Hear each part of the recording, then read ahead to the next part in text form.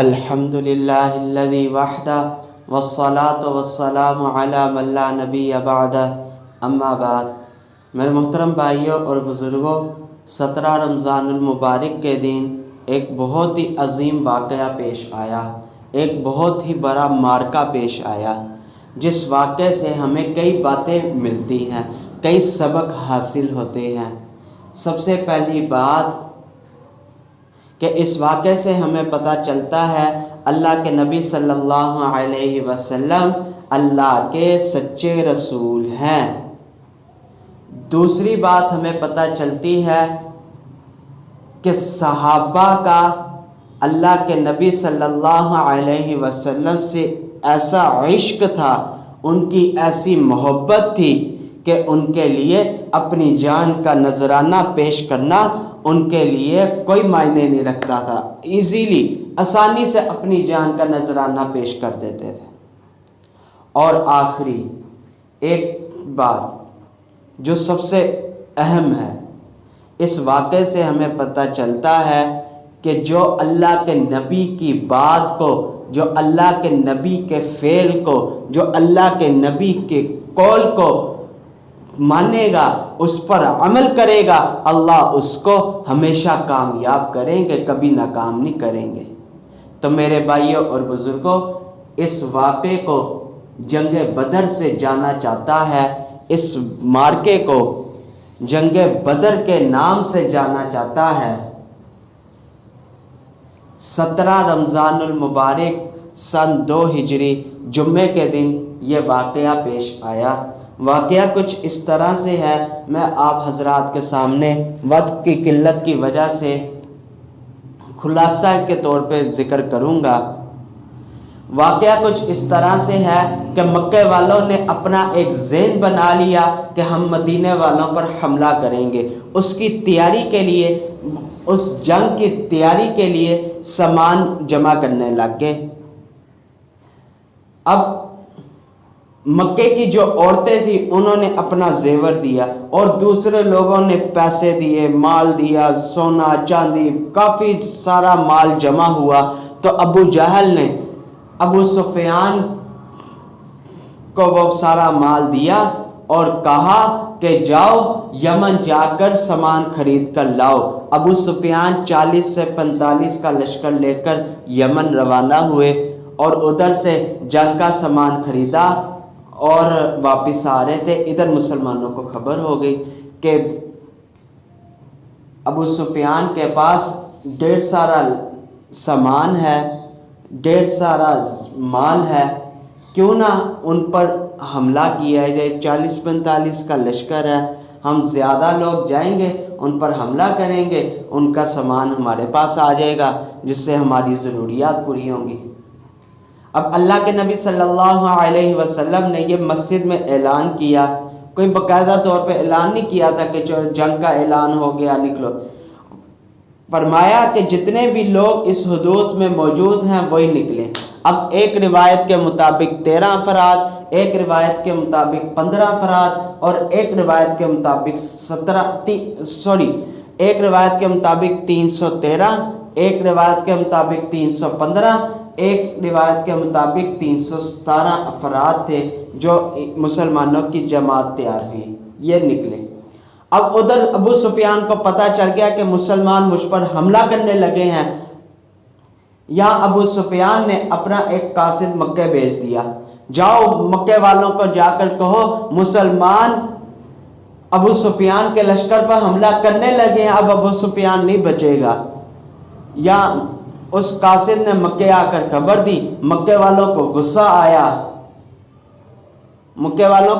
آیا، ان کو جوش آیا۔ ابو جہل نے 1000 کا لشکر تیار کیا اور مدینے کی طرف روانہ ہو گئے۔ اب یہاں ابو سفیان اپنی جان بچاتے بچاتے لمبے سفر سے نکلتے وہ مکے پہنچ گئے۔ اب یہاں پہ مسلمانوں کا اور ابو جہل کا آپس میں سامنا ہو گیا، مسلمانوں کا اور ابو جہل کا آپس میں سامنا ہوا۔ مسلمان 313 اور وہ ابو جہل کی جماعت 1000 کی، مسلمانوں کے پاس 2 شاہ سوار اور ادھر 100 شاہ سوار، مسلمانوں کے پاس 8 تلواریں ادھر 600 تلواریں، مسلمان جس زمین میں، وہ زمین بھی صحیح نہیں، کہیں کھڈے پڑے ہوئے، کہیں ٹوئے پڑے ہوئے، کہیں لرزا رہی نرم زمین، اور ادھر زمین بھی اچھی، بینک پاور بھی اچھی، ادھر بینک پاور بھی نہیں، زمین بھی نہیں، اللہ نے ان دونوں کا سامنا کروا دیا۔ مسلمان پریشان ہو گئے کہ یہ کیا، ہم آئے تو کسی اور مقصد کے لیے تھے، سامنے ابو جہل آ گیا، اب کیا کیا جائے؟ اللہ کے نبی صلی اللہ علیہ وسلم نے فرمایا کہ ہاں بھی بتاؤ کیا کیا جائے، آگے بڑھیں کہ پیچھے ہٹ جائیں، چلے جائیں واپس؟ اگر پیچھے چلے جاتے تو ایک اسلام پر داغ لگ جانا تھا،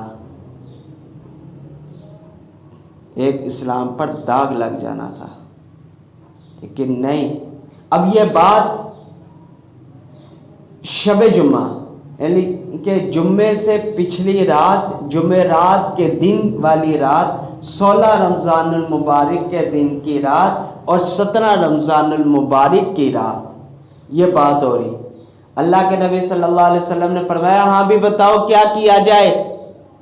مقداد بن اسود رضی اللہ عنہ اٹھے اور عرض کی، اے اللہ کے نبی آپ آگے بڑھیں، ہم ایسا نہیں کہیں گے جیسے بنی اسرائیل نے کہا تھا، اذهب انت وربك فقاتلا انا هاهنا قاعدون، آپ جائیں اور آپ کا رب جائے، جنگ کرے، لڑے، جب فتح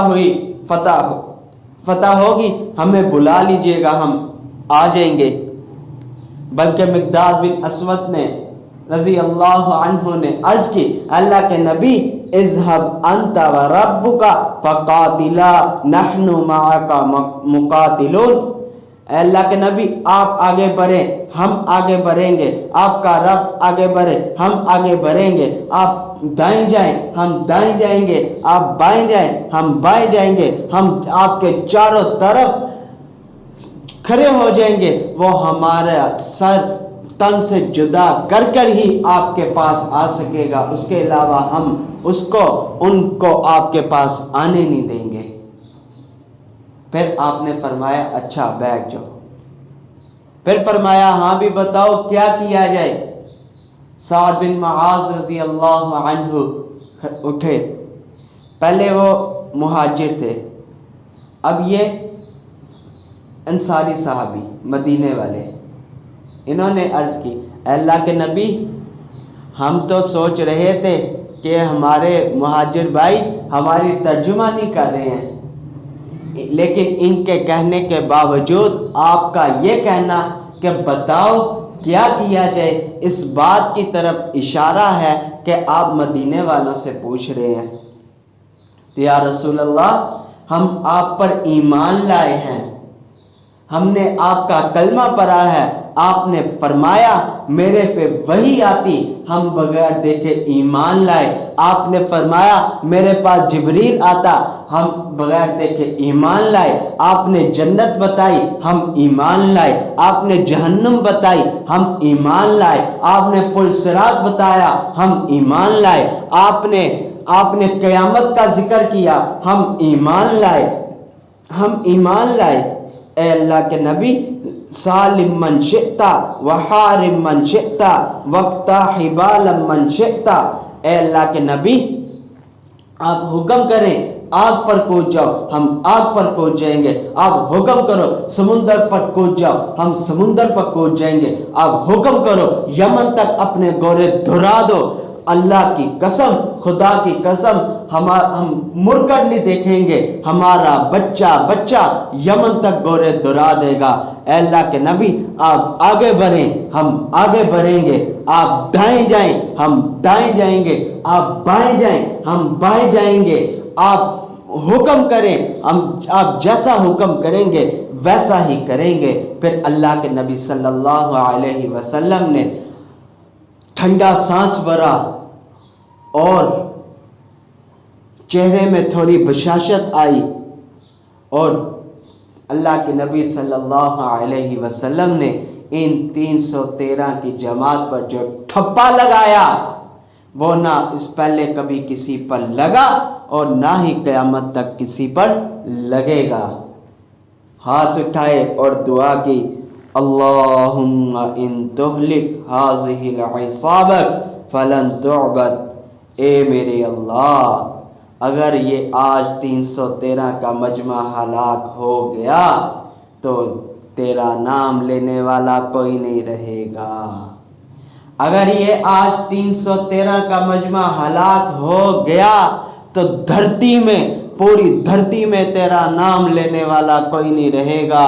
ساری رات اللہ کے نبی دعا مانگتے رہے، جب ہاتھ اٹھائے دعا مانگی، آمین کہا تو ایک ہوا کا جھونکا آیا۔ حضرت علی نے پوچھا، یا رسول اللہ یہ کیا؟ تو اللہ کے نبی نے فرمایا، جبریل 500 فرشتے لے کر آ گیا۔ پھر تھوڑی دیر بعد ایک اور ہوا کا جھونکا آیا، ایک ہوا کی لہر آئی۔ پھر پوچھا، یا رسول اللہ یہ کیا؟ تو فرمایا، میکائیل 500 فرشتے لے کر آ گیا۔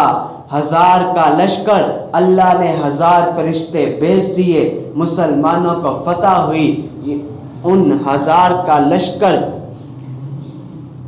ان کو شکست ہوئی، یہاں پہ مسلمانوں کو فتح ہوئی۔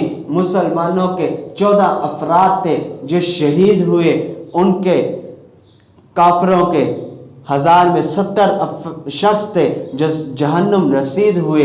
اللہ نے مسلمانوں کو فتح دی، ان 313 کو 1000 پر غالب کیا، اور مجھے اور آپ کو پیغام دیا کہ جو اللہ کے نبی کی بات کو مانے گا، اللہ کے نبی کے فعل کو مانے گا، اللہ کے نبی کے قول کو مانے گا، اللہ اس کو ایسے ہی کامیاب کرے گا جیسے اللہ نے جنگ بدر میں 313 کو 1000 کے مقابلے میں کامیاب کیا۔ میرے بھائیوں اور بزرگوں، یہ واقعات، یہ جنگیں ہمیں پیغام دے رہی ہیں کہ اسلام حق ہے، حق پر ایمان لاؤ۔ اسلام حق ہے، حق پر ایمان لاؤ۔ اللہ کے نبی حق پر ہیں، حق اللہ کے نبی پر ایمان لاؤ۔ یہ جنگیں ہمیں پیغام دے رہی ہیں کہ صحابہ کا عشق حق ہے، ہمیں بھی چاہیے صحابہ کی طرح عشق کریں۔ اللہ کے نبی کی بات کو ماننا فائدے سے خالی نہیں، ہمیں چاہیے کہ ہم اللہ کے نبی کی ایک ایک سنت کو زندہ کریں، ایک ایک کہی ہوئی باتوں پر عمل کریں۔ اللہ پاک سے دعا ہے اللہ رب العزت ہمیں ایک ایک سنت پر عمل کرنے کی توفیق عطا فرمائے، اور اللہ رب العزت سے دعا ہے اللہ رب العزت اس 313 بدری صحابہ کے توسل سے ہم سب کو ایمان کی دولت سے نوازے۔ وآخر دعوانا ان الحمد للہ رب العالمین۔